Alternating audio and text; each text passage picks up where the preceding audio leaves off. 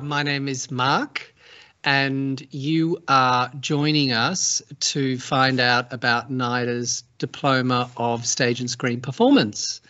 I would just like to start off by acknowledging that I am talking to you today from the NIDA campus, which is on Gadigal and Bidjigal land. And I would like to pay my tributes to elders past, present and emerging. And I would like to also welcome any Aboriginal and Torres Strait Islander people that might be with us. And we're really fortunate to be able to do our learning and teaching here at NIDA on this country.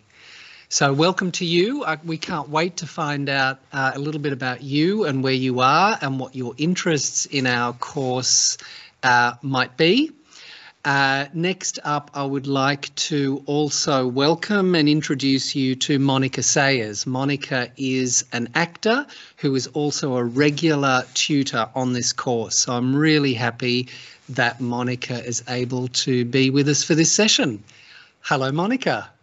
Hi there, Mark. Hi, everyone. I'd also like to acknowledge that I am speaking to you from Bidjigal land. Always was, always will be Aboriginal land. Yeah, I'd love to hear some of the questions that you might have about the course that we run together. Mark has an amazing team of tutors on board, and everyone is a professional working in the industry at the moment. So yeah, look forward to your questions. Fantastic. Thank you, Monica. Again, it's so great to have you here. I just might let everyone know how this session is going to function. You know, Monica and I will talk a little bit about the course and how it kind of works, but really fairly soon into the session, we would so much like to hear from you. I'm really keen for you to start sending your questions as soon as you can. I'm also really curious to know where you are, like who is with us for this session. I have been given a little bit of information as to who's registered, and I can see that there are people actually from all around Australia. So welcome to you all.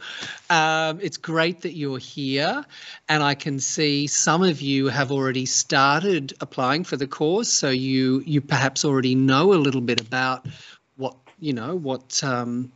what happens in the course. Otherwise, you may not have applied, but some of you may be thinking about applying and therefore need very specific information. So again, welcome to you. Please start typing in your questions for us and let us know where you are and yeah, what you'd like to know from us.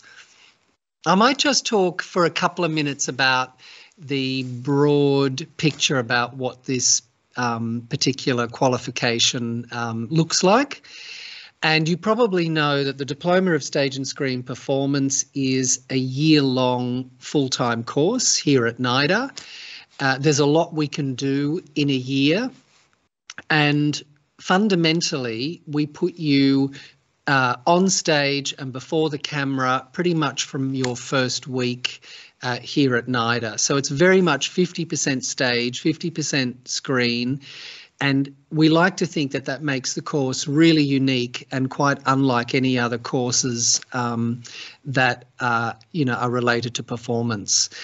We've only delivered it 4 or 5 times, and it's been a bit of an experiment because we wanted to create a new course that unfolds a little differently to, as I say, not only other courses of this nature around Australia, but also to our fantastic 3-year course, our 3-year course in acting that's been running here for some time.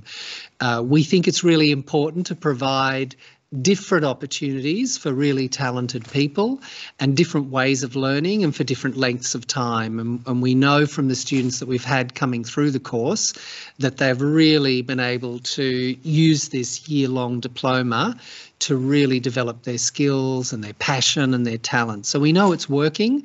We get terrific feedback from our industry partners and industry friends who tell us they really value this particular course as well. So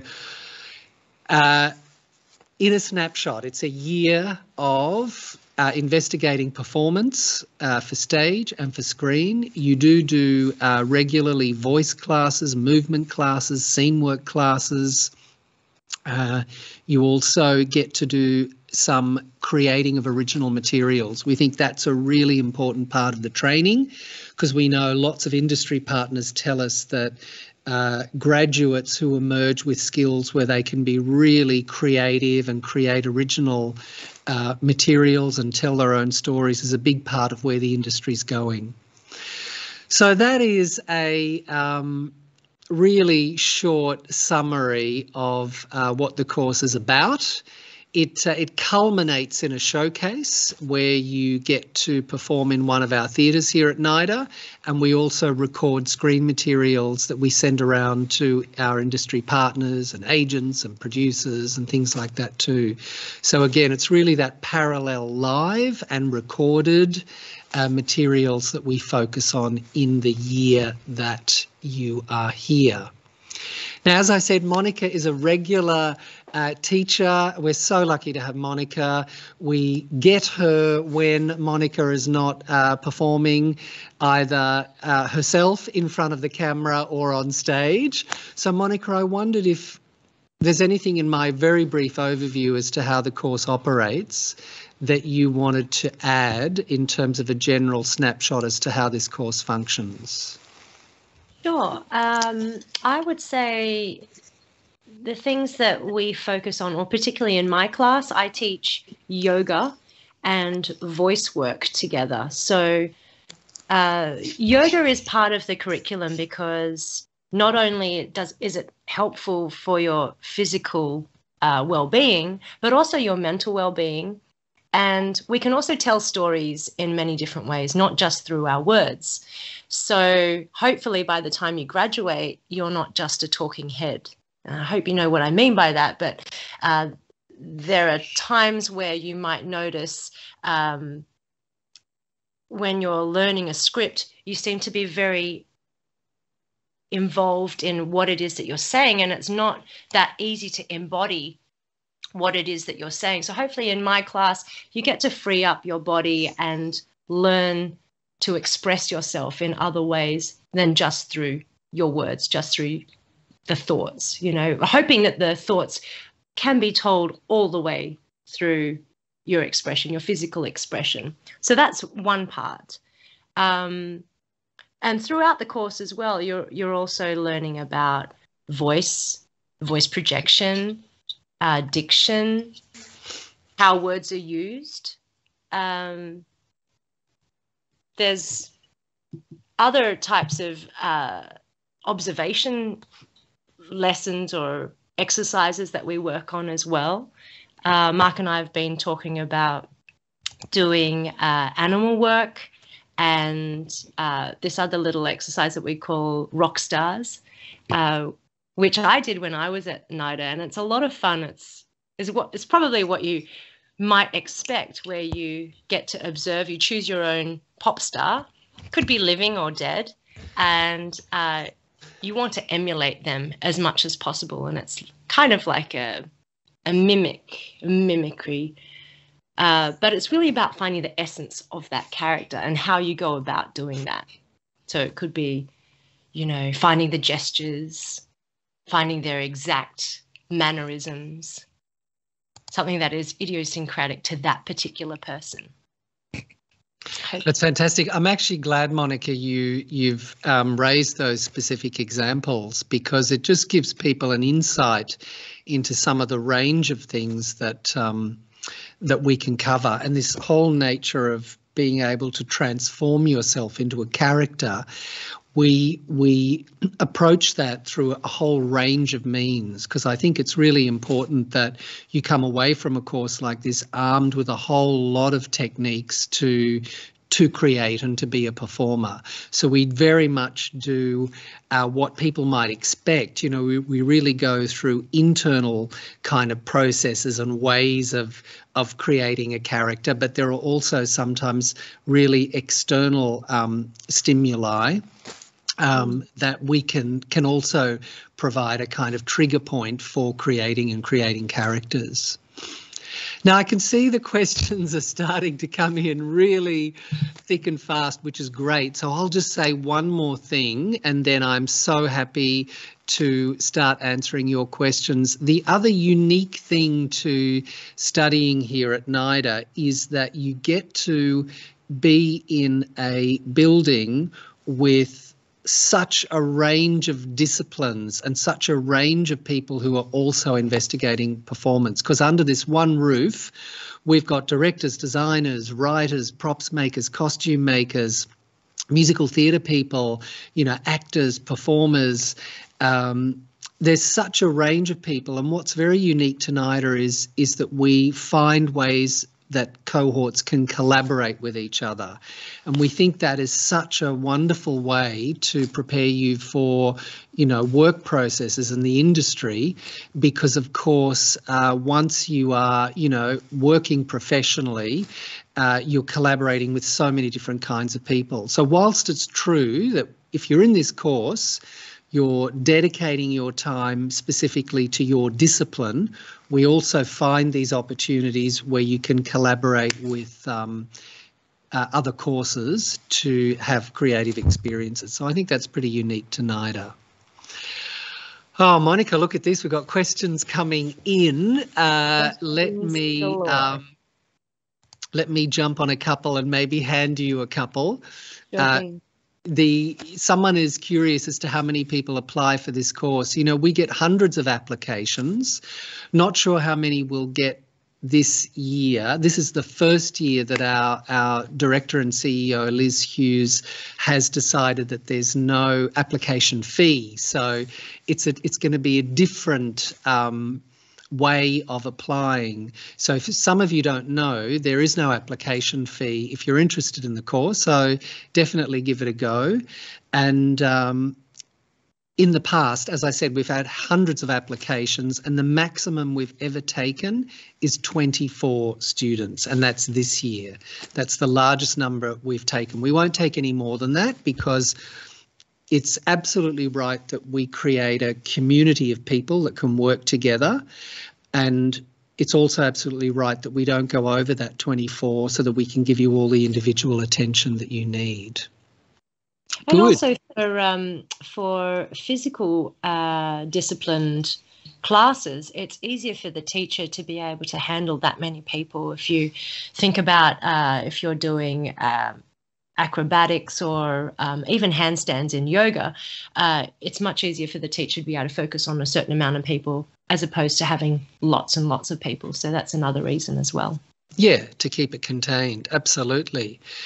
We've got a question here asking, is the course designed to be a stepping stone for more study or is it a pathway to industry? And the answer for me to that one is simple. It can be both. Some people really value the opportunity to come to NIDA, develop their skills for a full year, and then they want to look at what opportunities might be there for them. So it can definitely be a kind of stepping stone into industry. And some people, of course, are really excited by the idea of longer, greater, depth and breadth of study. And some people, therefore, apply for the BFA in acting, which is 3 years. But we have had students move from our diploma courses into NIDA BFA. So it's really depends on what your interests are and your needs are. Some people are not sure when they start the course whether they want to do more study or whether they think they're going to be ready enough to go to industry. So some people don't make that decision until they're in the course. And some students, of course, do our year-long diploma and then they might do longer study somewhere else. But we're really excited that a lot of our graduates are doing interesting things in the profession. What do you reckon, Monica? Have we answered that one? Yeah, I think that's pretty good, Mark. And I would just add, also, once you finish the 1 year course, you might want to go out and just try your hand in the industry, or maybe you want to go and travel, maybe when we can, go and get some life experience, depending on what age you're at as well. I know that when I first auditioned for NIDA, I was straight out of high school, and for me, they said to me, you need some life experience, go out there and live a bit. And then it wasn't until I auditioned the second time, which was some 3, 4, 5 years down the track, where I came back. And then at 23, I was one of the oldest students in my year at 23. So there's something to be said about having a little bit of life experience around you as well, because what you bring back to the course is a bit more depth. You have life experience to draw upon when you come to these exercises. So yeah, that's such good advice, Monica. And we were actually surprised that for this year-long diploma course, we have had people apply who are, of course, straight from high school, and that's what we expected. But we've also had people apply who are older. We have people this year, for example, who are in their 20s, and we even have a couple of people in their early 30s. And what makes for a fantastic cohort is a little bit of, breadth of experience, this thing that Monica is talking about. And of course, the industry wants performers of all ages. They want young people because there are, roles that need to be played by young people, and then there are older people. So depends on you and how ready you are for the training and what age you're at. But, we're pretty open in relation to age. But I love this idea that, our experiences in life actually really help us with our creative stuff. And in actual fact, we probably learn all our lives, don't we, Monica? And we're still learning and still growing. And totally. I think we're all on a huge learning curve at the moment as a society. Now, the next one's a little bit hard for me. It says, what would you say are the benefits of studying the diploma over the BFA? Now, it's such a personal thing. Some people don't want 3 years. Some people do. Some people really like the idea of 4 days a week for the year, whereas the BFA is 5 days a week for, 3 years. So for some people, the length is a real factor. We obviously can't cover in a year what you can cover in 3 years. It's a very different format. So I think, what would you say, Monica? It's very personal about why people choose to, kind of do one over the other. Well, I think age is one thing, it depends where you're at in life. If you're maybe mid-20s, you might not want to study for 3 years, and maybe it's about getting as much as you can out of a course that is 1 year and then getting out there and you can still have a job, If you're at the beginning, straight out of high school, I would say definitely try for both courses, and have that as an option, to be able to throw yourself in potentially for a 3-year course. But also there is nothing wrong with a 1-year course that gives you a really good base, a really good grounding, to see, is this even something that I really want to? I mean, you might think that it might be something that you're interested in, but when it comes down to it, it is quite a grueling industry. And that's not to put you off. It's a reality of a fact of being in the entertainment industry. It takes a lot to pull yourself up when things aren't going so well, but also to ride those waves. Absolutely. So again, it's kind of personal, isn't it? But for some people, there are advantages to doing the diploma, and for some people, clearly there would be advantages to doing the 3-year BFA. And it really depends on you, your needs, and how certain you are. Some people are really certain, as Monica said. Some people would never want to spend 3 years of their life training. They're really hungry to get out there and start doing stuff. And other people as I said, they do 1 year and then they go, I really love the process of study and exploration and investigation. I'm going to do more, and for some people that is the right path, and they really hone their skills that way. Some people hone their skills on the job, because of course you learn on the job as well. Yeah. Okay, we have a question from Isis. And Isis, hello to you too. I was wondering, when filming your audition, if it is preferred if we wear blacks or costume. What do you reckon, Monica? I personally like costume. Personally, yeah. When I do self tapes, I try and do as much costume as possible. But you might differ from that, Mark. What's your advice?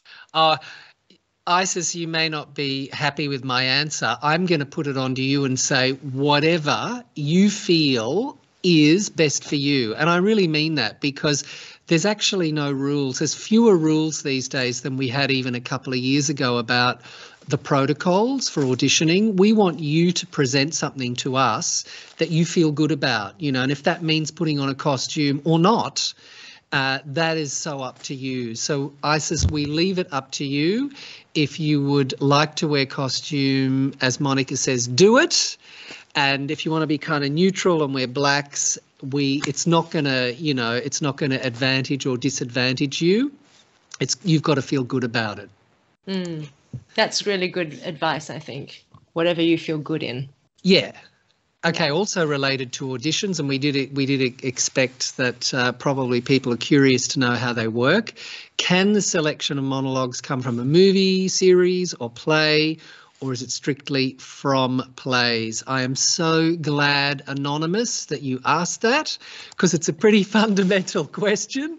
And again, we're going to stay on that theme of, we want you to choose something that feels right for you. We suggest 2 pieces because we'd like you to do contrasting things, just meaning that we see different sides of you. If you do something funny, then do something serious. Or you could do 2 serious things, but they're somehow different in nature. And they can come from whatever source you would like them to. You could create something yourself. You can write your own story, your own monologue, your own character. You can pick up a monologue from a film script or from a play. We're really open to where the source material comes from. I know for the BFA there are some greater, protocols around the kinds of materials that you need to present, classic perhaps and contemporary. But for our diploma course, we just would like you to show us your creativity, show us your skills level to the best, in the best possible light that you can. And we really don't mind where the material has come from. It's very open. Okay, another Anonymous. Can students applying for BFA as well as diploma use the same? Yes. Hope that's a simple answer. Absolutely, you can use the same materials. Okay, the next one. What is the average age of diploma students? Now, we chatted a little bit about this earlier. This year, for example, we have people from probably 18 to 32 in the course, and we are open to any age. So long as you turn 18 in the year that the course starts, we have no age restrictions. And we think it's actually really good for the group to have people from a range of backgrounds, different parts of the country, different ages, different life experiences. So there's no restriction there. Probably, I'm thinking, Monica, you can help me with this one. I'd say we've got a good 8 or so or 10 people that might have come straight from school this year. I think there are a number of people around 18, 19, but we do have people in their 20s, and as I said, we've got a couple of people around the 30 mark as well. Yeah, that sounds about right, Mark. I think maybe 5 or 6 that are early to mid 20s. Maybe even more. Yeah.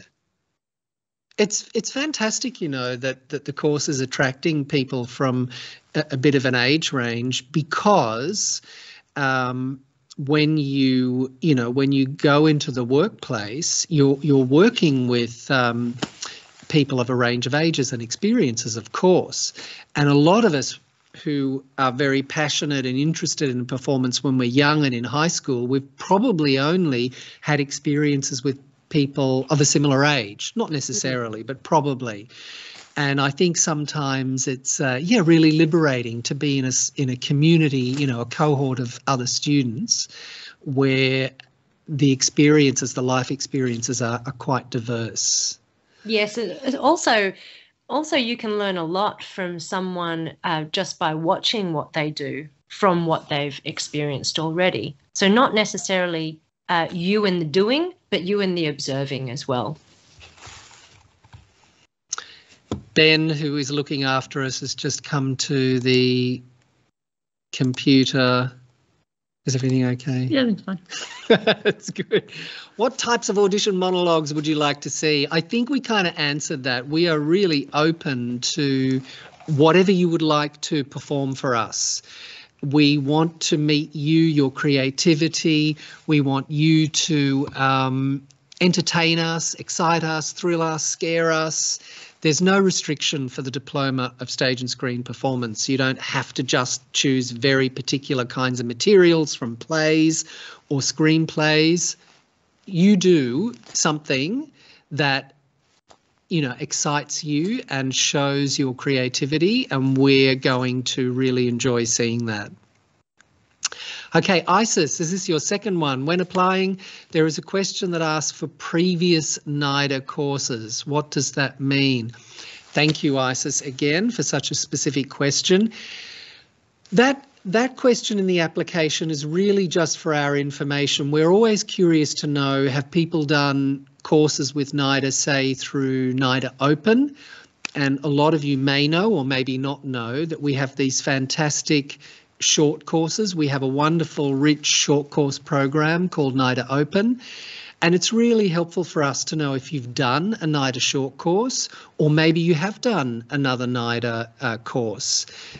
It's not, again, there's no weight to us wanting to need to know that question. It just helps us understand who you are, what you've been doing, tells us a little bit about your background.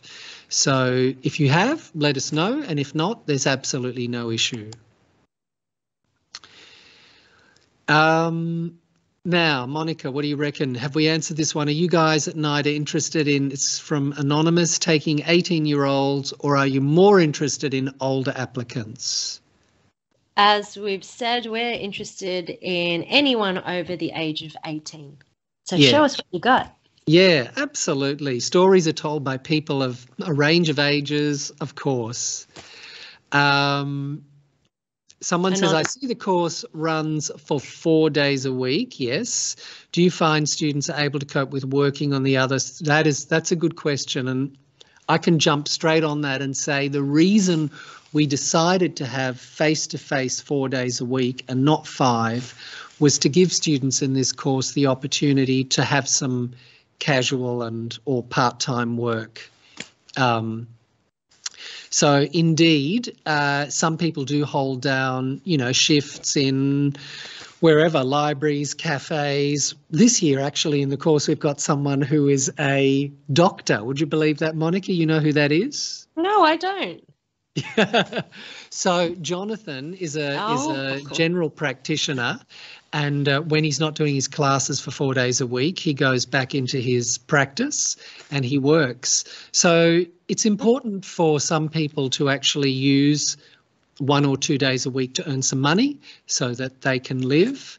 For some people, that 5th day or 6th day is important to connect with family or pursue other interests.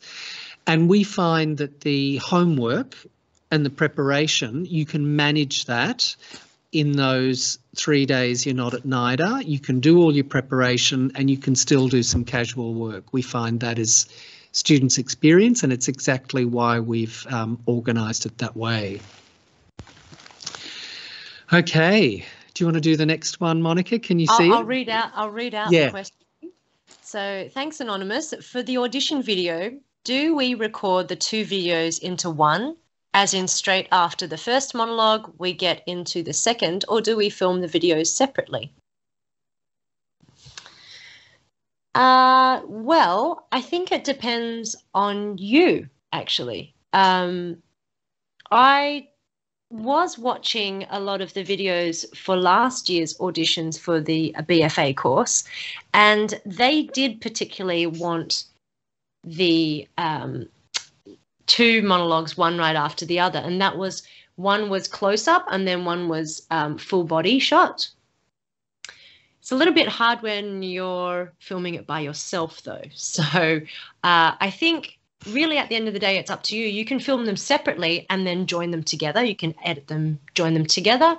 What do you think, Mark? I think it's... I agree with you. It, you know, sometimes also if your pieces are really different from each other, you might want to do one, stop your camera, and then just, you know, make whatever adjustments you want to make to do the second one and then put them together. So again, there's no...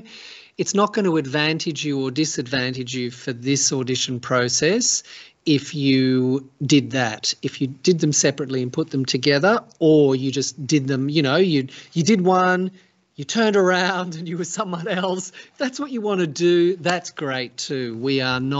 It's not going to disadvantage you. So as Monica said, whatever works for you.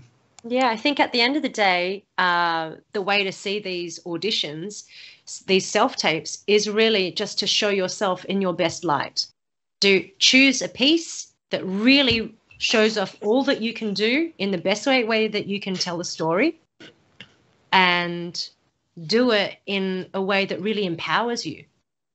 Remember this, this little bit of advice that I got from a teacher at NIDA, is that no matter where you are, whether you're out in the industry or whether you're auditioning for a panel of people, they want you to be good. It's as simple as that. Yeah. You know, you're already good. Yeah. They just want to see what you've got, that's all. Now, what kind of voice work, says Anonymous, is included in this particular course? I can tell you that for the entire year, you have regular voice sessions, and initially that voice work investigates, you know, how we make sound, how we use words, how we use language, and then as the year goes on, that kind of evolves into really using language in a range of ways, and it does include some accent work. So I don't know if that's kind of answering your question. And then, as Monica said earlier, we also really look at the relationship between your physical self and, you know, how you make sound and how you use sound. So we've got Monica here to tell us perhaps, again, just a little bit more about that relationship between your physical self and your vocal self, because I know you do some of those sessions as well. Yeah, so after you've been practicing yoga with me for a period of time, I then start to introduce some sounds, and then we progress into words, maybe a speech, whilst you're practicing yoga. And why I go down this path is really yoga and acting are very similar. It's about being present. It's about being free, physically free, vocally free, so that you can tell the story. Now, in yoga, sure, what story are you telling? You're not necessarily telling a story to anybody, but it's a vessel. You're using your body as a vessel, and much like acting, you aren't being told what it is. Oh, sorry, I should say that again. You are being told how to do something, how to say something, how to move, what you're wearing. Your environment is told by someone. So I guess in my class, I am guiding you through a very preliminary exercise that says, okay, here are some parameters that you're going to work with. You're going to learn a sun salute, and you're going to put that together. And then on top of that, once you've learned how to do that, you're then going to recite, maybe it's a Shakespeare piece, and you're going to create like a moving monologue through what you've learnt through your yoga, and how you can stay grounded and tell this story as freely as you can, but within these parameters. So it's very similar to when you're being put on set or in a play, being told where to move. These are the constructs, but nonetheless, it's a condensed down version of that. I hope that answers your question. I think it's good. They're great details. Thank you, Monica. Now, some very specific questions. Some I can answer very quickly. Do you have many ex-NIDA studio students? So that is one of the NIDA open studios in the diploma and the BFA, and absolutely the answer is yes. So the studio is, I'm pretty sure this is what you're referring to. That's an anonymous person as well, but it's the regular weekend studios that NIDA Open runs, has run, and I'm aware of students in our diploma and in the BFA definitely that have done those programs. So the answer is yes. Let's have a look at the next question. How should a performer who has more experience, this is Fletcher, hello Fletcher, how should a performer who has more experience and skills in stage express their talents in the filmed video audition? Another good question. And great question.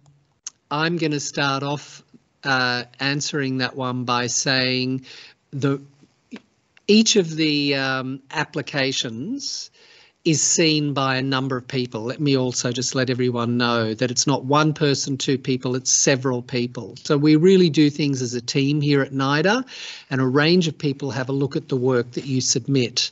And those people are skilled, some in stage, some in screen. So you're getting different eyes on your application materials. And we're not looking so much for, you know, a fantastic two-camera, you know, film performance. If your thing is stage, just put yourself a little bit further back from the camera and do your stage thing. I can think of a couple of students who were in the course this year who really did amazing kind of physical stage stuff when they were in high school, and they presented their you know, their filmed audition things in that format, whereas other people do quite close, you know, camera performance. So people do offer their audition pieces in different ways. We're looking for creativity. We're looking for people who can, as I said earlier, entertain us, excite us, surprise us. That comes in many formats. So you do what you love doing, and we'll have a look and we can assess it on many levels. What do you reckon, Monica? Beautiful. I think it's beautifully said. I would add, we're looking for truth. Good. We're looking for truth in your storytelling, no matter what that truth is. Julia, thank you for your question. You say, is there a, you know, equilibrium with the stage and the screen work, or is there more of a focus on one over the other? It is so 50-50. We really, I can't think of any other course around the country where you, in your first week of study, you are in front of the camera for half the week and you are doing other things for the live performance context for the other rest of the week. So we really do it 50-50, and our core tutor in screen is Les Chantry, who's just phenomenal and takes us, or takes you, through an incredible range of skills that are so specific to screen. And then you get a whole range of fantastic people who take you through skills that are related to live performance. So it's 50-50 is that answer. Anonymous asks, what do we count as life experience? That's a big question, because it's all life experience, isn't it, Monica? Yes, I would say that's a good question. And you know, sometimes some of us have done phenomenal things by the time we're 18. Some people are really, you know, I don't know, they have opportunities. They get to travel, they get to be in different parts of the country, or they get to be overseas, or just through their social networks or family networks. You know, experience is a very, big kind of area.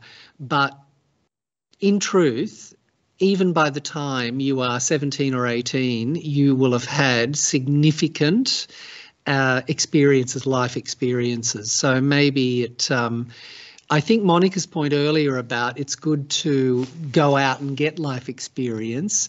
I think that's a challenge that we need to embrace for lifelong learning, because all of the stuff that happens in our life goes into our creative work as well. So I don't know if I've answered that one, Monica. I think that's right, Mark. What I would say about like life experience as well, if you're just coming from school and you're going to be auditioning for things or presenting to us people working in a particular job, and you've never worked in that area, maybe it's about finding a job, you know, like maybe it's about work, because you've only ever studied. If you've just come from high school, you might not know what working is, a 9-to-5 job is like. What's it like to work in an office? What's it like to work as a policeman? What's it like? If that makes any sense to you, it's not just going out and traveling the world. It's about having varied experiences, even if they are mundane or even if they are, you know, slightly left of centre. Thank you. Now we have a question, very specific one. Approximately how many of the diploma students get representation as a result of the showcase? I know for a fact that last year, out of 22 students, it probably would have been around 18. And then I think the ones who didn't immediately kind of talk to an agent then went about pursuing that and making contact. So I'm being very honest with you. We're actually really fortunate that industry has a strong interest in this course. People like to see who's coming through the course and what kind of graduates we have. And I think it's a really high percentage that do get representation.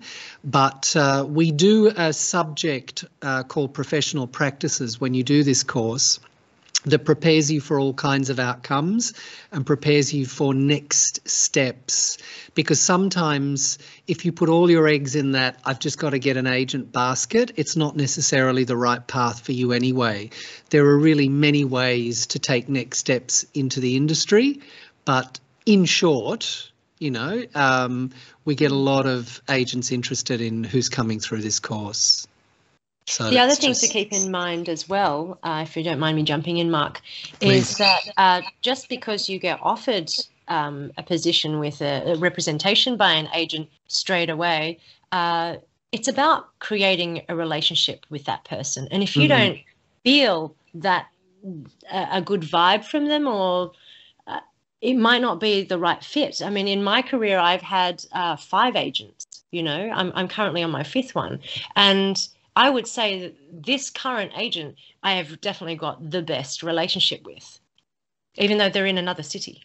Yeah. So, you know, it is also about finding the right fit and not necessarily saying yes to the very first one.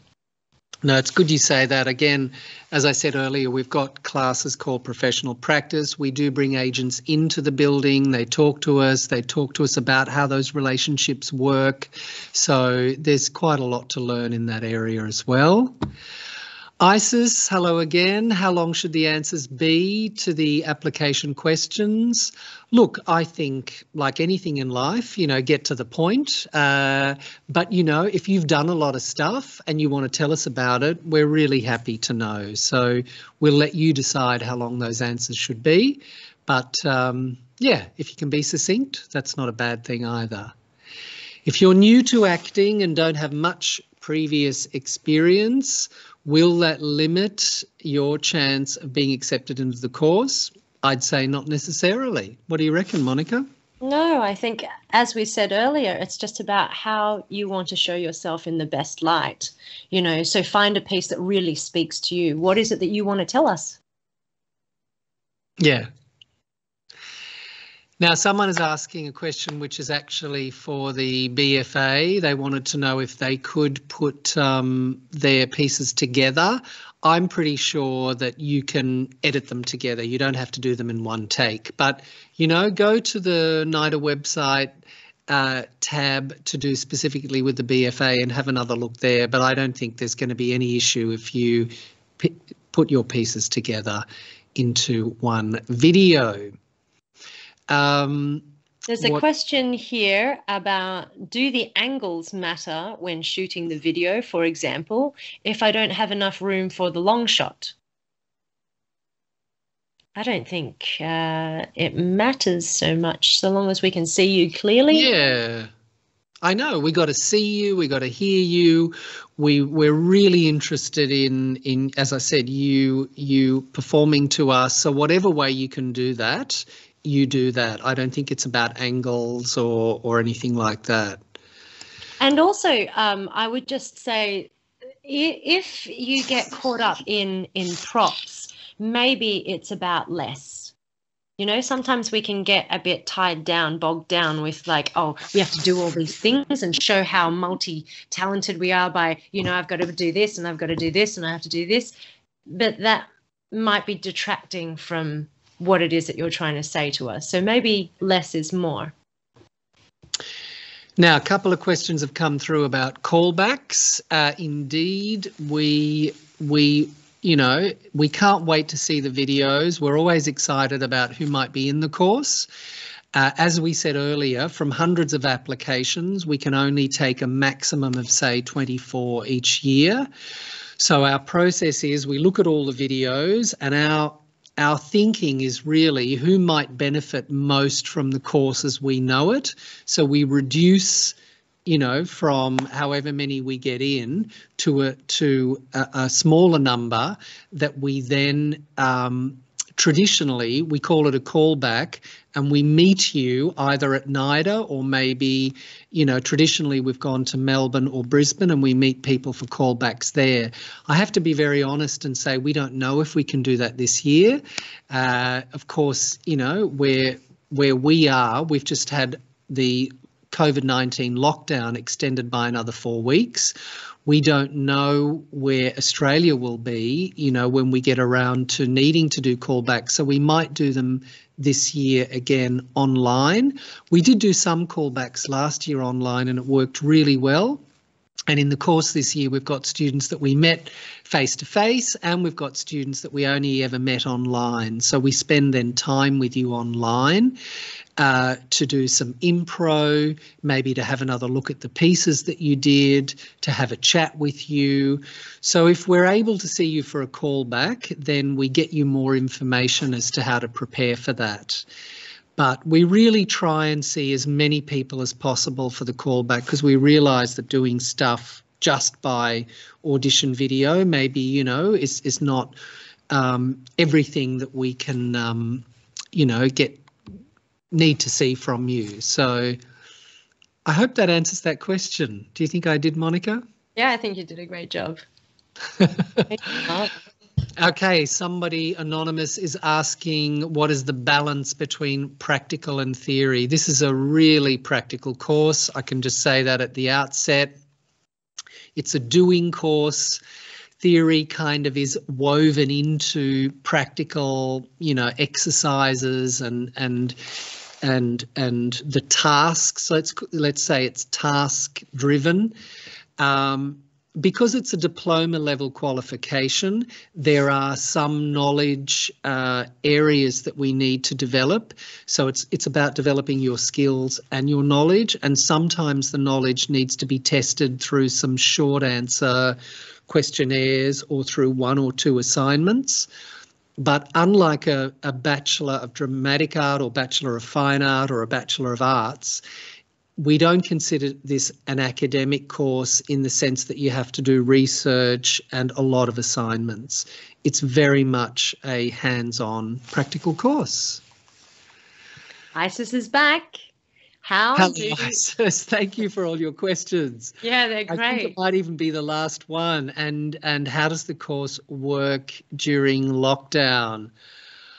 Oh, we did 2 terms of a 3-term delivery this year, and then we were about to take our our break, and the lockdown hit us. And all we've done is we've extended the time that our current students are away from NIDA, and we're really, really hoping that we can start up again face-to-face, September or October, so we can complete the training face-to-face. We are doing a little bit of stuff online. There's a little bit of work we can do, perhaps screen stuff and voice stuff online, but the course is designed to be an experience, to be face-to-face. So we're really hoping to, get things back in the rooms here at NIDA as soon as we can. And that's what we did last year too. We stopped for a while and then we picked it up again. So that's our aim. Oh, one more. Somebody is thanking us. That's very nice of you. We're so happy to talk about the course because we love the course. We get terrific students. We get terrific outcomes. If you're interested in this course, we really want to see your audition pieces. If we haven't, if you think of things and you think Mark and Monica haven't answered everything I need to know before I get ready for applying, then you can send us an email. You can send us an email to the Vocational Studies inbox, and we will very happily answer your questions. And we'll take it from there. So I'm really thrilled that you joined us tonight. Is there one more, Monica? There is. What do you look for in applicants? Wow, that's a big question. Oh. Well, let me put that back to the person who's anonymous that asked that. What do you look for from, performers that you're interested in? What do you like about the stories and the performers that excite you? And I think somewhere in there is your answer. We love to share in stories, don't we? Otherwise, our screen stories, our stage stories wouldn't continue. We love watching people perform. We love finding out about human lives and human experience. So if you can communicate to us something about what it is to be whoever you are, that's what we want to see. We want to see a little bit about who you are, what matters to you, what's important to you.